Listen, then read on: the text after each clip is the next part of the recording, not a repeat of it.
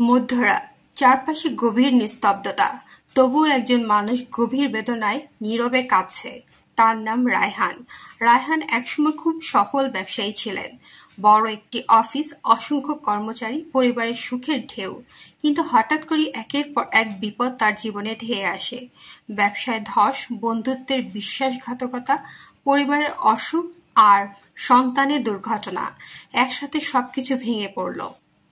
একদিন গভীর হতাশায় আচ্ছন্ন হয়ে তিনি মসজিদের শেষ কাতারে বসেছিলেন।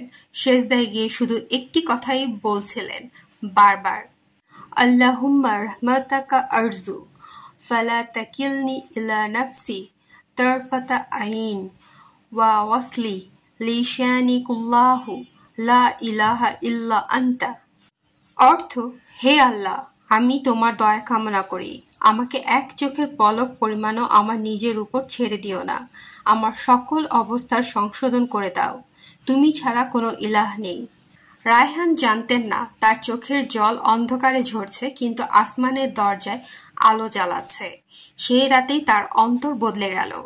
আগে তিনি নিজের বুদ্ধির উপর ভরসা করতেন, এখন তিনি বুঝলেন এক চোখের পলকের উপরও যদি আল্লাহ তাআলা তাকে নিজ হাতে না রাখেন তবে তার ধ্বংস অনিবার্য। তিনি আবার উঠে দাঁড়ালেন, তবে এবার আল্লাহর উপর ভরসা নিয়ে। নতুন করে কাজ শুরু করলেন, এবার সত্যতা, তাকওয়া এবং দোয়ার সঙ্গী করে। মাসখানেকের মধ্যে তার ছোট একটি উদ্যোগ আশীর্বাদে পরিণত হলো। বন্ধুরা ফিরে এলো না, কিন্তু নতুন সৎ বন্ধু পেলেন। সন্তানের অসুস্থতা ধীরে ধীরে সেরে উঠল। তিনি আর আগের মতো ধনী না হলেও তার অন্তর ছিল ধন সম্পদের চেয়েও বেশি শান্তিময়।